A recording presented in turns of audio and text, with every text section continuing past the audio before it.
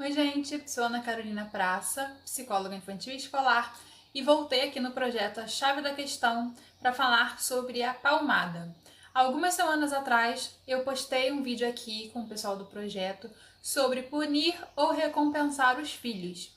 E eu recebi algumas mensagens no meu direct do meu Instagram pessoal sobre isso, porque em algum momento eu falei sobre a palmada não ser o ideal, e na verdade algumas famílias me procuram para falar disso mesmo. Como eu falei, sou psicóloga escolar. E aí, geralmente, quando eu atendo famílias na escola e tô falando sobre punir ou recompensar os filhos, né, pensando em estratégias junto da família, a família vem com um discurso de que, de vez em quando dou uma palmadinha, mas já com medo do que a psicóloga aqui vai falar, né? Se eu vou julgar, se eu vou brigar com isso. E por que a palmada tem um mito, né, ao redor dela? Muita gente fala também que, quando eu era criança eu apanhei, tô aqui vivo, tô bem, tô saudável.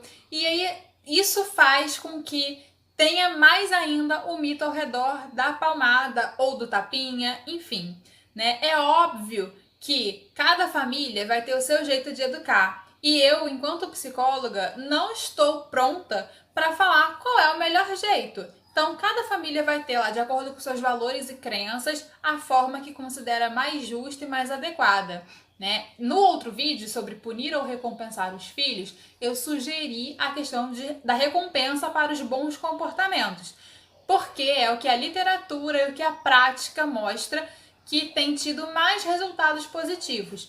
Mas por que não a palmada? Eu quero quebrar esse mito de que quando eu era criança eu apanhei e tá tudo bem. Primeiro que há palmadas e palmadas. E segundo, que uma criança que sofre agressão física, porque a palmada nada mais é do que uma agressão física, independente da intensidade dela, cada criança vai lidar com isso de uma forma. E dependendo da agressão, dependendo do contexto, dependendo de quem deu a palmada, ela pode até se olhar como adulto anos depois e achar que aquilo não marcou a vida dela.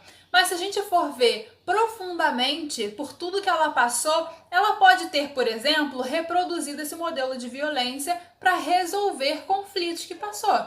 E isso não é saudável, isso não é crescer de forma saudável. Pode ser reflexo justamente dessa infância apanhando dos pais. Então, não julgue que você passou por isso e que tá tudo bem. Primeiro, porque outras pessoas passaram e não tá tudo bem. E segundo, que talvez, olhando para sua história de vida, também não esteja tudo bem. O segundo ponto que muita gente fala, que depois do ECA, que é o Estatuto da Criança e do Adolescente, não pode mais bater, porque se bater, o ECA vai vir aqui me prender. Primeiro, o ECA é um livro.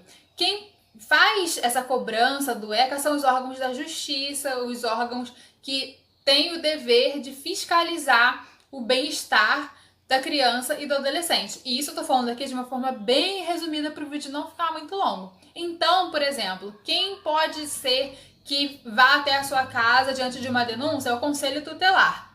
Mas o Conselho Tutelar não é polícia, ele vai lá para fiscalizar e se tiver alguma situação inadequada, ele vai te orientar para que você se adeque. Se a criança tá botando o dedo na tomada e você vai lá e dá um tapinha, o ECA não vai te prender, não vai tirar a guarda do seu filho. Porém, muita gente faz isso, da criança tá lá botando o dedinho na tomada e dá o tapinha para a criança tirar, e em seguida, numa outra situação onde a pessoa está com muito mais raiva e não está sabendo lidar com a desobediência da criança, ela pode sim aumentar a intensidade desse tapa, ela pode usar objetos na agressão e não de caso pensado. A palmada, ela não é indicada justamente por isso, porque ninguém pensa, né, em bater no filho, não é algo planejado. Muitos pais, inclusive, falam que quando bate no filho, sofre mais do que o filho. Então, por que isso? Por que essa culpa que vem depois?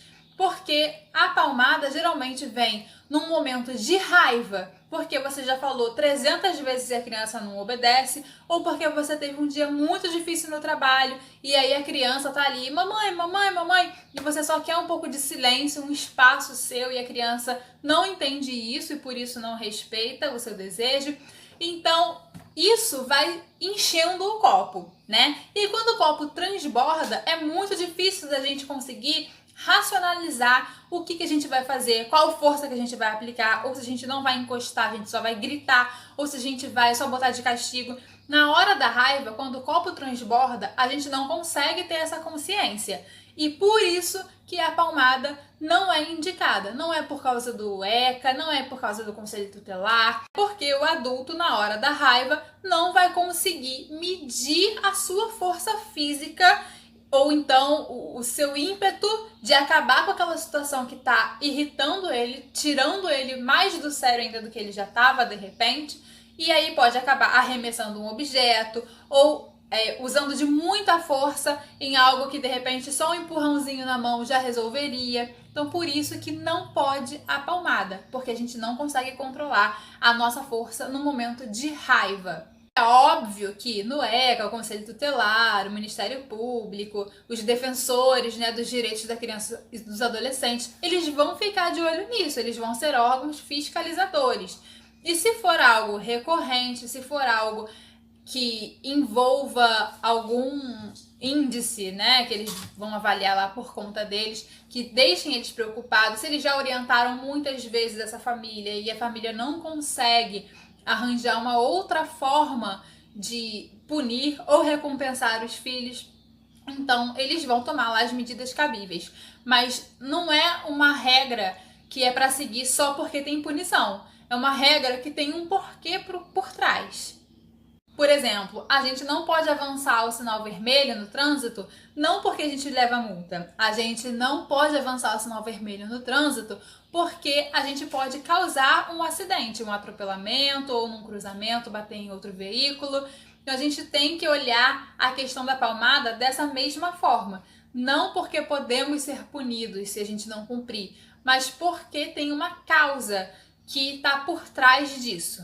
Espero ter ajudado, espero que o vídeo não tenha ficado muito longo e muito maçante. Qualquer outra dúvida pode deixar nos comentários aqui, que o pessoal do projeto A Chave da Questão entre em contato comigo, ou pode ir direto lá no meu Instagram, que eu sempre deixo aqui na legenda também, para vocês falarem direto comigo, como vocês preferirem.